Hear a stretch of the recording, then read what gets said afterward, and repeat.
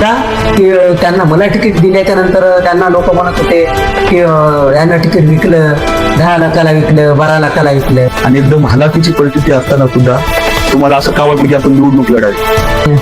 मला एका रस्त्यावरच्या पुराला उचलून नगर चौक बनवले. सर्वप्रथम तर मला विकत घेण्याचं चाललं होतं. मला विकत घेण्याचा खूप प्रयत्न केला होता. अरे शेंबडं पोरगा आहे, काय डिपॉझिट जप्त करून बसल, काय जाऊ दे आता, काय टेन्शन देण्या, उमेदवार लहानच आहे. मला म्हणायचे लहानच आहे काय, आज मी निवडून आलो, कुठं आहे ते लहान म्हणणार, लहान म्हणणारे मला शेंबडं म्हणणारे. जय भीम मित्रांनो, मी आतिश दीपंकर, सातवान युट्यूब चॅनल वरती आपल्या सर्वांचं हार्दिक हार्दिक स्वागत. मित्रांनो, दुष्यंत कुमारच्या 2 ओळी होत्या कि कौन कहता है आसमान में सुराख नहीं होता, कौन कहता है आसमान में सुराख नहीं होता, कोई तबीयत से पत्थर उचालो तो यारो. दुष्यंत कुमारच्या या 2 ओळीसारखं एक इतिहासच नांदेडच्या महानगरपालिकेच्या निवडणुकीमध्ये घडलेला आहे की एक सामान्य कुटुंबातील एक बॅनर लावणारा एक तरुण जो वंचित बहुजन आघाडीच्या एक सामान्य कार्यकर्ता म्हणून काम करत होता. त्याचं काम काय होतं तर त्याचं काम म्हणजे पक्षाने दिलेला आदेश पाळायचा, बॅनराची सजावट करायची, बॅनराची डिझाईन करायची आणि बाळासाहेब आंबेडकर असतील व पक्षाचा जो कोणता राष्ट्रीय नेता आहे त्याच्या सभेच्या अगोदर संपूर्ण शहरामध्ये बॅनर लावून एकदम वातावरण, सभेचं वातावरण असेल, साहेबाच्या आगमनाचं वातावरण असेल, हे बनवण्याचं काम त्या एका छोट्याशा कार्यकर्त्याचं होतं. त्या कार्यकर्त्याला वंचित बहुजन आघाडीने त्याच्या निष्ठेला पाहून तिकीट दिलं. तिकीटच दिलं नाही तर त्याला निवडून आणण्याचंही काम केलं. एकीकडे आपण म्हणतो की लोकशाही आता ही पैशापोटीच मर्यादित झालेली आहे, कारण जो व्यक्ती पैसा देईल त्यालाच लोक मतं देतात. पण त्या गोष्टीला नगरच्या लोकांनी अपवाद म्हणून ठेवलेला आहे. कारण 1 रुपयाही न देता कोणाला, कुठल्याच प्रकारचा 1 रुपयाचं साधं पाणीही न पाजता कोणाला तो व्यक्ती निवडून आलेला आहे. त्या व्यक्तीचं नाव म्हणजे कुलदीप राक्षसमारे आहे. त्याची पत्नी प्रभाग क्रमांक 7 मध्ये सर्वसाधारण महिला क मध्ये निवडून आलेल्या आहे. त्या कुलदीप राक्षसमारेचा आपण सविस्तर असे मुलाखत आपल्या या युट्यूब चॅनलवरती घेणार आहोत. मी आपलं आमच्या युट्यूब चॅनलवरती हार्दिक हार्दिक स्वागत करतो आणि सविनय जय भीम करतो. तर आपण निवडून आल्या प्रभाग क्रमांक 7 मध्ये जय भीम नगर, मगदूम नगर या प्रभागात, तर निवडून आल्यानंतरची फिलिंग कशी होती आणि आधी जो कुलदीप बॅनर लावायचा ती फिलिंग कशी होती, अनुभव कसा आहे तुमचा आता निवडून आले? सांगायचं म्हणलं तर अनुभव सर्वात अगोदर तर मला तिकीट मिळालं तिथूनच मी शॉक मध्ये आहे. आणि मला जेव्हा तिकीट मिळालं तेव्हाच मी जिंकलो असं झालं होतं.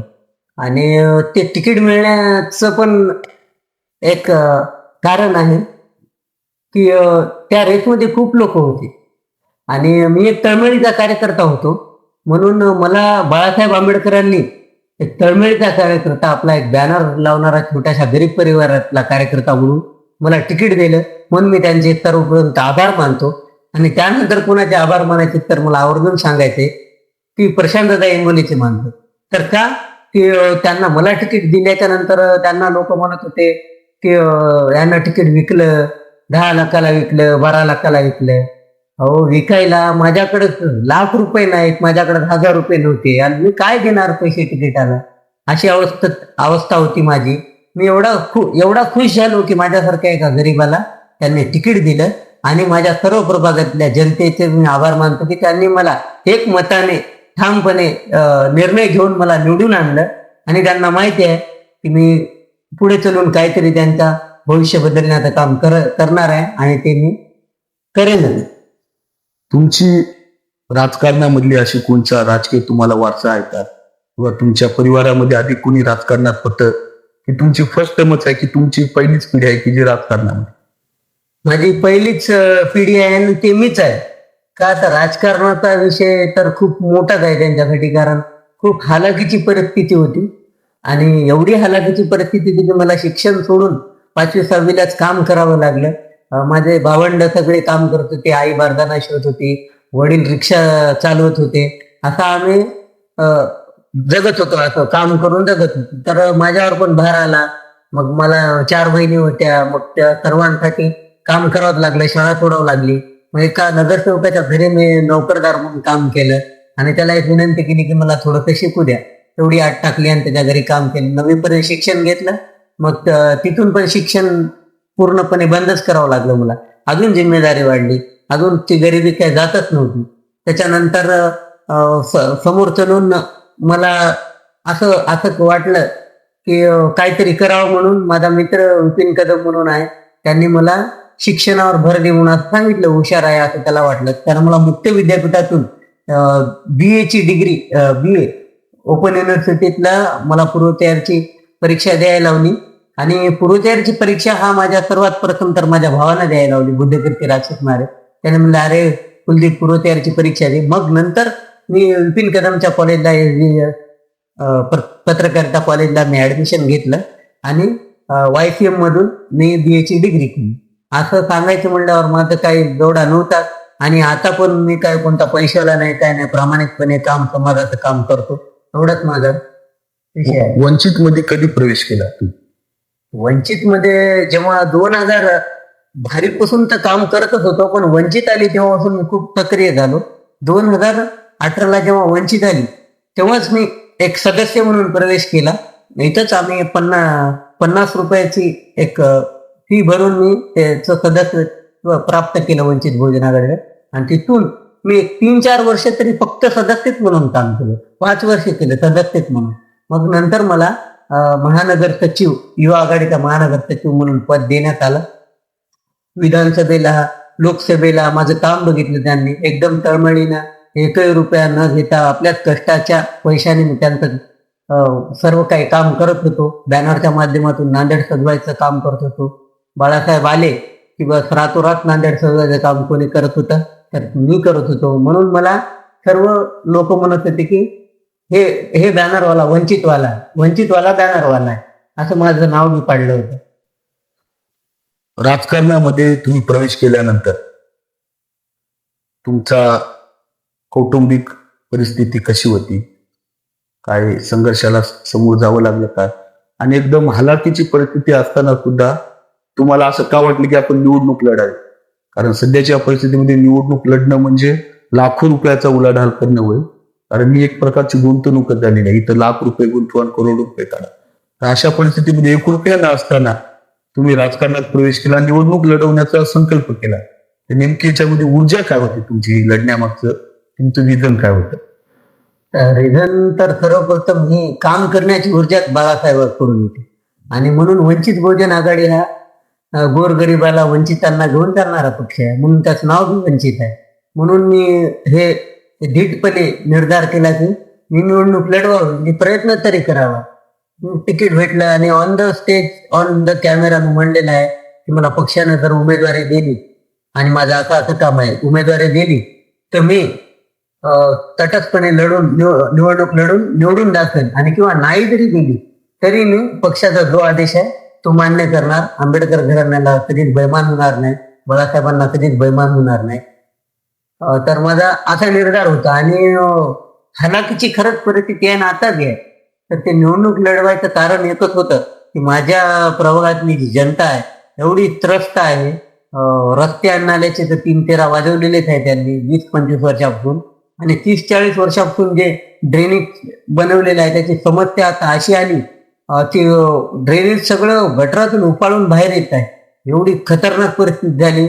छोटे छोटे ते चेंबर आहेत, त्याला आता पब्लिक खूप झाले. पहिल्या अगोदर 2-3 घरात होते तर आता 10 झाले. मग ते पाणी जाणार कुठं? आणि छोट्या छोट्या ड्रेनेजमुळं एवढा प्रॉब्लेम झाला, एवढं सहन करावं लागत आहे त्यांना. कोणी जर ते बघितलं तर त्याच्या डोळ्यात पाणी येते, असा प्रकार झालेला आहे. या सर्व गोष्टीमुळे मी म्हणलं यार की आपणच काहीतरी करून दाखवावं. आणि जर संधी दिली तर थांबावे. आणि ती मला संधी दिली आणि संधीचं सोनं बी झालं. आता फक्त मला लोकांच्या समस्याचं सोनं करायचं. कारण त्याने मला मतदान करून माझं सोनं केलं. आता मी त्यांचे कामं करून त्यांना एक राहत देणार आहे. बाळासाहेब आंबेडकरांनी तुमच्यावरती एक विश्वास दाखवला आणि तुम्हाला तिकीट देण्याचे काम केलेलं आहे. तर साहेबांनी दाखवलेला विश्वास आणि जनतेने दाखवलेला विश्वास या विश्वासावरती पुरेपूर उतरण्यासाठी तुम्ही पुढे काय काम करणार 5 वर्ष? तर पुढे सर्वप्रथम तर साहेबांनी मला एका रस्त्यावरच्या पुराला उचलून नगर चौक बनवले आणि पूर्ण महाराष्ट्रभर बातमी पसरली की हे कोणी करू शकते तर सर्वच म्हणत आहेत फक्त वंचित करू शकते. आणि माझ्या प्रभागाचं विषय जसं साहेबांना माझ्यावर विश्वास ठेवून मला तिकीट दिलं आणि इथल्या जनतेनं मला निवडून दिलं, तशाच प्रकारे मी इथं जे बेरोजगार आहेत सर्वप्रथम त्या बेरोजगारांना रोजगार कसा देता येईल त्यावर मी भर टाकणार आहे. त्यानंतर इथं जे डिप्रेशन मध्ये गेले पोरं दारू पिऊन, एवढे शिक्षण झाले जायचं 2-2, 3-3, 4-4 डिग्र्या, तेवढे डिप्रेशन मध्ये गेलेत, त्यांना डिप्रेशन मधून काढून त्यांना सुद्धा रोजगार किंवा काहीतरी करायचं माझं चाललंय. इथं एक अभ्यासिका खोलायचं चाललंय, इथं एक वाचनालय खोलायचं माझ्या दिमागात आहे आणि त्यानंतर रस्ते आणण्यालयाची तर मी कामं तर 100% करणारच आहे. आणि शहीद गौतम वाघमारेचा पुतळा बसवण्याचा माझा निर्धार आहे. आणि त्यानंतर मी सभागृहात जेव्हा जाईल तेव्हा मी माता रमाईचा पुतळा या नांदेड शहरात व्हावं यासाठी मी लढा देणार आहे. तुमच्या विरोधामध्ये जे लोक होते ते एकदम प्रस्थापित होते, ते पैशाने प्रस्थापित होते, ते सत्तेने प्रस्थापित होते, ते ताकदनं प्रस्थापित होते. त्याच्याकडे मोठी अशी टीम होती, त्याच्याकडे मोठा असा एक वर्ग होता. तरीही त्या लोकांना तुम्ही फाईट दिली आणि आपला विजय खेचून आणला. तर हा सर्व संघर्ष करत असताना तुमचा अनुभव कसा होता? तुम्हाला कोणाकडून त्रास झाला का? तुम्हाला कोणी विकत घेण्याचा प्रयत्न केला का? व तुमच्यावरती कोणी असे आरोप केलेत का? म्हणजे तुमचा अनुभव काय होता या निवडणूक? तर सर्वप्रथम तर मला विकत घेण्याचं चाललं होतं. मला विकत घेण्याचा खूप प्रयत्न केला. किती ऑफर किती होती विकत घेण्यासाठी? ऑफर 30 लाख रुपये देतो, 20 देतो असं चालू होतं. पण मी बाळासाहेबांचा कार्यकर्ता आहे. मी म्हणलो मी मरण पसंत करेन पण विकणार नाही. आणि मी स्वाभिमानी कार्यकर्ता असल्यामुळं मी त्याकडे लक्ष दिलं नाही. मग त्यानंतर त्यांनी राजनीती की त्यांनी मला आई वडिलांना भीती घालायचा प्रयत्न केला ते मला नंतर कळालं. त्यांना दबाव टाकला, त्याला सांगा असंच करतो तसंच करतो, हे इव्हन मारतोडीपर्यंतचा विषय झाला. मग मला घरच्यांनी सांगितलं नाही, नंतर सांगितल्यावर कळालं. मग त्यानंतर मला खूप काही प्रॉब्लेम्स देण्यात आले, माझे मित्र परिवार कळवण्यात आले. मग फेसबुकवर बघत होते ते की याचे मित्र किती आहेत हे, आणि त्यांना पैसे देऊन गायब करायचं, माझ्यापासून दूर करायचं. तर मला कळेनाचं झालं एक वन साइड असं होऊ लागलं की पैशाचा पाऊस होता आणि माझ्याकडे काय होतं तर स्वाभिमानानं तळमळीनं काम करण्याऐवजी काहीच नव्हतं. मी सकाळी 6ला उठायचो, 7ला बायकोला तयार करायचं. सर्वात प्रथम आपलीच घरची टीम बोलवली होती मी, सर्व घरच्या टीमला तयार करायचं. आणि मित्रपरिवार, माझ्या गल्लीतले मित्रपरिवार जे आहेत त्यांनी मला एवढा भारी साथ दिलाय. काही असो ते माझ्यासाठी उठत होते आणि ही सगळी टीम घेऊन मी फिरण्याचं काम दारोदारी. एकच विनंती त्यांना की आपलं मत बाळासाहेबांना करा, मला बघू नका. एवढंच मी बोलत होतो दररोज. आपलं मत बाळासाहेबांना हीच संधी आहे, त्याच्यानंतर येणार नाही, आपलं भलं कोणी करायला येणार नाही. मी त्यांना समजून सांगत होतो. माझा दररोजचा विषय एवढाच होता की समजून सांगण्याचा. आणि मी त्यांना सांगितलं होतं की तुम्हाला काय करायचं करा, घ्या, सर्वांचे घ्या. एक पैशाचा पाऊस पडत आहे म्हणून पैशाच्या पावसामध्ये तुम्ही भिजा, पण भिजल्याच्या नंतर तुम्हाला सर्दी लागू नये म्हणून वंचित बहुजन आघाडीच्या टॉयलेटने डोकं का तर तुम्हाला सर्दी बी होणार नाही आणि तुम्हाला भिजण्याचा आनंद बी भेटणार आहे. तर त्या लोकांनी पण मला एक माझा विचार करून त्यांनी सांगितलं होतं की आम्ही कुठं पण जाऊ पण आमचे मत चारीच्या चारी बाळासाहेबांना पडणार, तुम्ही काळजी करू नका. त्यांनी मला एवढा शब्द दिला तर मी एवढा खुश झालो आणि मग दररोज माझ्या परीने तसंच काम करत होतो. माझ्याकडे काय पैसा वगैरे काही नव्हता, 1 रुपया नव्हता, मी कुणाला चहा पाजू शकत नव्हतो. पण मित्रपरिवाराने जे आजपर्यंत काम करत आलो त्या लोकांनी मला खरंच सपोर्ट केला आणि माझ्या मागे राहिले. त्यांना माहित होतं की आपला भाऊ काय आर्थिक परिस्थितीत खूपच हे आहे. काही मित्रपरिवारांनी जे त्यांच्याकडून घडेल तशी मदत केली.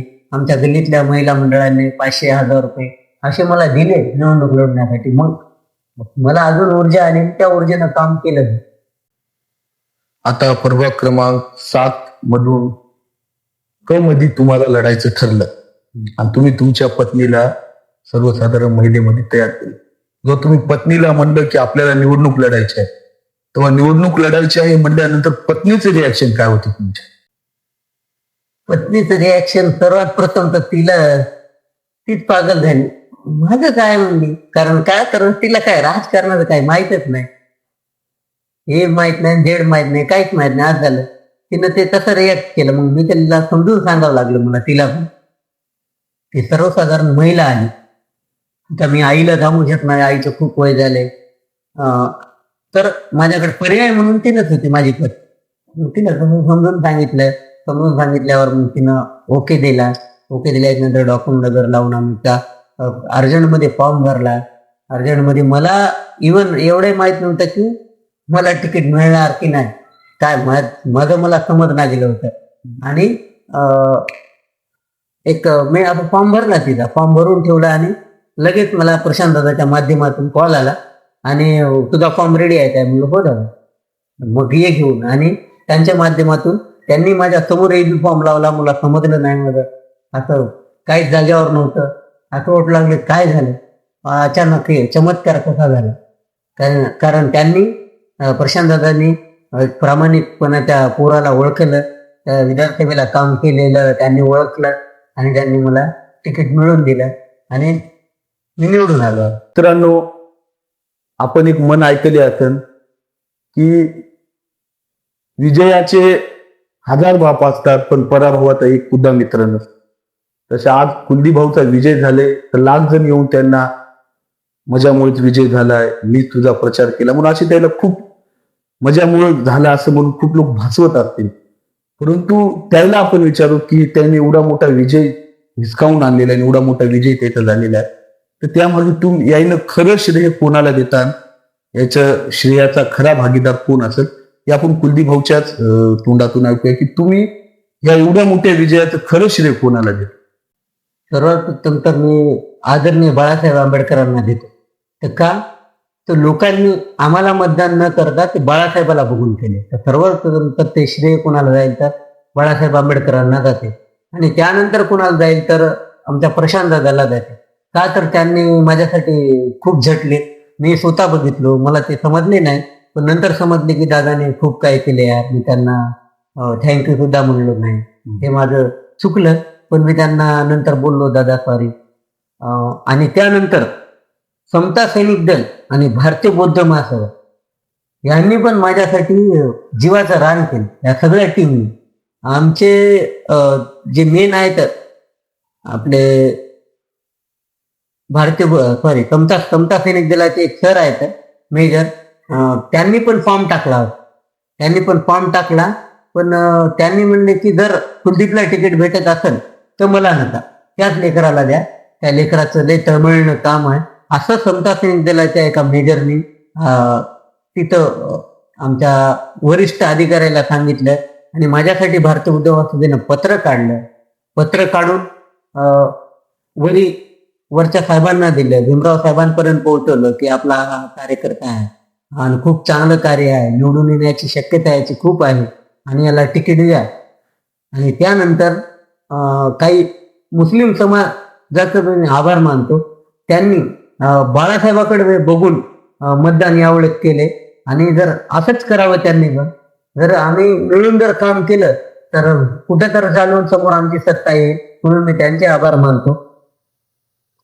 काही लोक म्हणू लागले होते की उमेदवार खूप डमी दिलाय, उमेदवार तेवढा प्रगल्भ नाही, आम्ही सहज जिंकून जातो, अशा काही लोकांनी अफवा केल्या होत्या. लोकांना आता काय म्हणणार तुम्ही? आता त्या लोकांनी तर मला खूप काय म्हणलं होतं, अरे शेंबडं पोरगा आहे, काय डिपॉझिट जप्त करून बसल, काय जाऊ द्या आता, काय टेन्शन घ्यायला, उमेदवार लहानच आहे. मला म्हणायचं लहान पॅन काय, आज मी निवडून आलो, कुठं आहे ते लहान म्हणणारे, मला शेंबडं म्हणणारे, की त्याचं काहीच नाही, तेवढं तिकडे काय वारही नाही, फक्त झेमनगरच ओळखते. आज मला झेमनगर नाही, पूर्ण महाराष्ट्र ओळख. काय तर माझ्या बाळासाहेबामुळं आणि माझ्या जनतेमुळं मला माझ्या जनतेनं प्रामाणिकपणे निवडून आणले आणि प्रामाणिक कार्यकर्ता होतो म्हणूनच आणले. मला त्यांनाच एक प्रश्न विचारायचा आहे की आज कुठं गेले रे बाबा, मला शेंबडं म्हणणारे, त्याची काही ऐपत नाही, पैशानं कमजोर आहे, आर्थिक परिस्थिती नाही, असं तसं. आज मला सांगायचं त्याला आर्थिक परिस्थिती काही लागत नाही, तर वंचित बहुजन आघाडीकडे फक्त तळमळीचे आणि पैमानाचे कार्यकर्ते लागतात आणि असे कार्यकर्त्याला जनता सुद्धा मान्य करतील, बाळासाहेबांच्या आदेशाने निवडून आणा. या निवडणुकीमध्ये तुमच्या बायकोचे भाषणे खूप गाजले, त्याला तुम्ही शिकवले की त्याने मनानं सुरुवात केली? ते एक मला शॉक बसलेला आहे. तर मलाच माहित नाही, तिनंच अजून मला 2-3 वर्षात एवढं बोललं नाही. मी शॉक मध्ये आहे, कारण तिला माहित आहे तिचं घर जयभीमनगर मध्येच आहे. तर मग तिच्या जे घरकुलचे घर बांधले ते छतातून पावसाळा सुरू झाला पाणी येतं. तिला त्रास माहित आहे. त्या नालीतले किडे आळ्या घरामध्ये येतात, तिला ते त्रास माहित आहे. मग तिला असे काही त्रास माहित आहेत, नालीसाठी भांडणं, हे भांडणं, रस्ते नाहीत, रस्त्यामध्येच कोणी बांधून अतिक्रमण केलेलं, असं सगळ्या काही गोष्टी माहित आहेत. मी शॉक झालो आणि तिच्याकडून मला खूप मोठा सहारा मिळाला. तिने भाषण करून ती काही जयभीमनगर कव्हर केल्यासारखं केलं. तिने तिचा त्याच्यामध्ये मोठा सहभाग आहे, तिचे मी आभार मानतो. आणि त्यानंतर माझी मुलगी रमाई, ती 1 वर्षाचीच आहे फक्त. तर तिनं पण आमच्यासोबत 15 दिवस दारोदार फिरली. आम्ही निघत होतो 8ला, तर 9, 10, 11, 12 4 तास फिरायची ती, न खाता न पिता. तिथं मोठा वाटा आहे याच्यामध्ये, छोटस लेकरू, आणि आम्ही पाया पडत होतो तर आपण बी असं करत होती. जय जयकार होत असेल वंचित बहुजनांचा विजय असं म्हणले की आता हातवरी करत होती. तिचे पण लय याच्यामध्ये असं मोलाचा वाटा आहे. लहानच आहे, तिला कळणार नाही, जेव्हा कळेल तिला आनंद होईल. मी एवढ्याच लहान वयामध्ये माझ्या वडिलांसाठी आणि वंचित बहुजन आघाडीसाठी मी काम केले. म्हणून की जयभीमनगर मध्ये रमाई हाऊस योजनेअंतर्गत मोठ्या प्रमाणात घरं बांधण्यात आलेली आहेत. काही लोकांचा असा आरोप आहे की रमाई हाऊस योजनेच्या नावाखाली मोठा भ्रष्टाचार करण्यात आला. तर रमाईचं एवढं चांगलं नाव असताना सुद्धा लोकांनी याच्यावर सुद्धा भ्रष्टाचार केलेला आहे. येणाऱ्या काळामध्ये या भ्रष्टाचारी लोकांचा तुम्ही तपास घेऊन त्याला शिक्षा देणार का? बिलकुल देणार. एक तर भ्रष्टाचारी 1-2 असे आहेत, त्यांचा तर बरोबर त्यांना तर सजा मी लावणारच आहे. 8-8, 10-10 घरं एकाच्याच नावावर म्हणल्यानं कसं बाकी लोकांनी काय करावं? आणि कोणा लोकांना त्यांनी घरकुल दिले, त्याला दरोजे नाहीत, खिडक्या नाहीत, त्याला गिलावा नाही. फक्त त्यांना त्यांचं काम एवढंच आहे की त्यांचं ते मंजूर करून आणणं, त्यांना पहिले थोडंसं बांधून देणं, बस. मग पैसे खाणं. 1-1.5 लाख रुपयामध्ये घर कुठं बनते? 1-1.5 लाख रुपयाचं काहीतरी जेवढं होईल तेवढं करणं आणि सोडून टाकणं. मग 1 लाख रुपये आपण हर एका व्यक्तीकडून 1 लाख, असे किती लाख खाल्ले की त्यांनी, आणि स्वतःचे पोटं भरून आपल्या घरी मस्त आहेत. आपले 8-8, 10-10 घरं घेऊन मस्त आहेत, टिबल मधले बांधून मस्त आपल्या घरी बसलेले आहेत. त्यांना मला धडा शिकवायचा आहे आणि 100% त्यांना धडा शिकवतो. मी आता सभागृहात घेऊन शपथ वगैरे घेतलं तेव्हा त्यांना सांगेल, आणि त्यांचं तिथं जे बी काय काळे करते सर्वच आहे. आणि महत्वाचा मुद्दा या जयभीमनगरचा नाला आहे. त्या जयभीमनगर नाल्याला झापण्यासाठी 3 कोटी रुपये आले होते. 3 कोटी काय 3 रुपये बी त्याने लोकायला दाखवले नाही. आणि त्याच नाल्यामध्ये 3 कोटीचं जाऊ द्या, त्याच नाल्यामध्ये 3 माईचे लेकर पडून गेले. आमचा छोटासा कुणाल इथंच राहतो. तो छोटासा थोडस व्यसनी होता, पण व्यसनी होता तर असं नव्हते कुणासोबत भांडण हे ते. आता लागलं व्यसन लागलं, पण छोटा कुणाल त्या नालीत पडला आणि जाग्यावरच मेला. अशा त्या नाल्यामुळे 3 जणांचा मृत्यू झाला. त्यावर कोणी आवाज उचलला नाही. त्या 3 कोटीवर कोणी कधी बोललं नाही. आणि त्या 3 कोटीवर तर मी सभागृहात बोलणार आणि त्या 3 लेकराच्या मायाला न्याय द्या म्हणून. अशा प्रकारे आपण कुलदीपभाऊ राक्षसमारे यांच्याशी संवाद साधलेला आहे आणि त्यांच्या निवडणुकीचे त्याचे अनुभव व भविष्यामध्ये त्याला प्रभागासाठी करायचा जे काही विजन आहे ते त्यांनी आपल्या या मुलाखतीमध्ये स्पष्ट केलेलं आहे. मित्रांनो, बोधिसत्व डॉक्टर बाबासाहेब आंबेडकरांनी ज्या लोकशाहीची अपेक्षा केली होती त्याच्यामध्ये बाबासाहेब आर्थिक आणि सामाजिक आणि राजकीय समता या भारतामध्ये अस्तित्वात असली पाहिजे अशी बाबासाहेब संकल्पना म्हणतात. परंतु निवडणुकीच्या काळामध्ये ज्याच्याकडे धनसंपत्ती आहे, ज्याच्याकडे सत्ता आहे, ज्याच्याकडे पॉवर आहे, ज्याच्याकडे पोर राहतं असेच लोक निवडून येतात आणि गोरगरिबाची सभागृहात जायची जी इच्छा असते ती इच्छाच राहते आणि त्याची इच्छा ती मोडून जाते.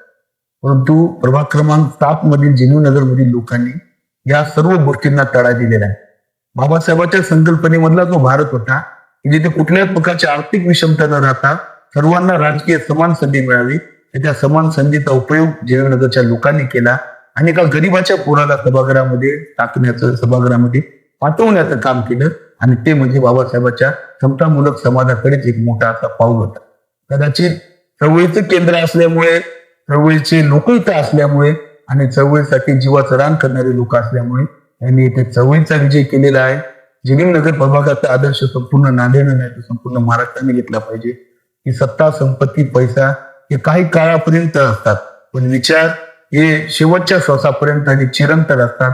पण विचाराच्या विजयासाठी, विचाराला बळकट करण्यासाठी आणि विचारांना मोठं करण्यासाठी तरुणांनी झटलं पाहिजे आणि प्रत्येक प्रभागातून येणाऱ्या काळामध्ये आंबेडकरी विचारांचा ध्वजा बुलंद केला पाहिजे आणि वंचित बहुजन आघाडीची साथ दिली पाहिजे. हा या मुलाखतीमागचा एक छोटासा हेतू होता. आपल्याला जर व्हिडिओ आवडला आपण आपल्या मित्रांना शेअर करा आणि आमच्या चॅनलला सबस्क्राईब करा. जय भीम, जय भारत, नमो बुद्धाय.